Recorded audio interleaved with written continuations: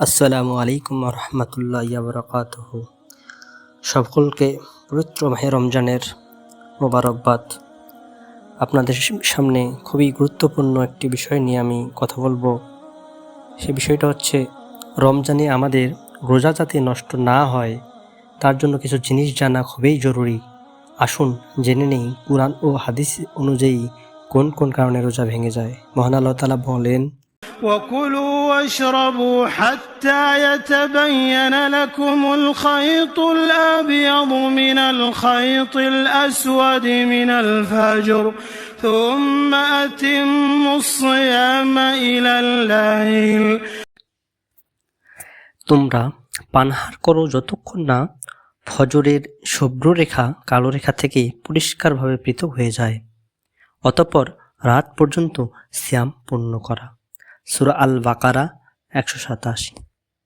সিয়াম বা রোজা ভঙ্গের কারণসমূহ: ইচ্ছাকৃত কিছু খাওয়া বা কোনো পান করা। যদি কেউ ভুলে খায় তাহলে রোজা ভাঙবে না, তবে ইচ্ছাকৃত খেলে কাজা ও ফিদিয়া দিতে হবে। বুখারী 1933।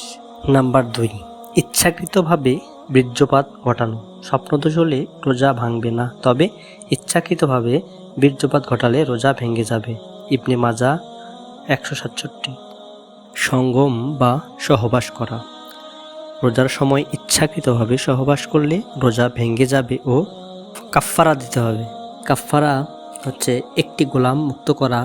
তা সম্ভব না হলে 2 মাস একটানা রোজা রাখা। সেটাও যদি সম্ভব না হয় তাহলে 60 জন দরিদ্রকে খাওয়ানো। সহিহুল বুখারী 1936। নাম্বার 4, ইচ্ছাকৃতভাবে বমি করা। নিজের ইচ্ছায় বমি করলে রোজা ভেঙে যাবে। তিরমিজি শরীফ হাদিস নাম্বার 720। যেসব কারণে রোজা ভাঙবে কিন্তু কাফফারা দিতে হবে না, শুধু কাজা আদায় করলেই হবে। এবার সে বিষয়ে আলোচনা করব। 1 নম্বর, ঔষধ বা ইনজেকশন নেওয়া যদি খাবার বা পানি জাতীয় হয়। পুষ্টিকর ইনজেকশন বা স্যালাইন নিলে রোজা ভেঙে যাবে। ফিকহুল ইবাদত 358 পৃষ্ঠা।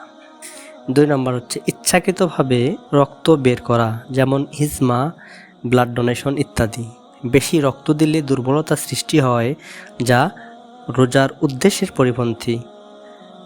আবু দাউদ 2368। নাম্বার 3, নাক বা কান দিয়ে পানি বা অন্য কিছু প্রবেশ করা। তিরমিজি হাদিস নাম্বার 726। এবার আসি যেসব কারণে রোজা ভাঙে না। নাম্বার 1, ভুলে কিছু খেলে বা পান করলে। নাম্বার 2, দাঁত থেকে সামান্য রক্ত বের করলে। নাম্বার 3, অজান্তে ধুলা, ধোঁয়া, মশার কয়েলের ধোঁয়া ইত্যাদি ঢুকলে। নাম্বার 4, সুগন্ধি ব্যবহার করলে। নাম্বার 5, ড্রিপ বা ইনজেকশন যদি পুষ্টিকর না হয়।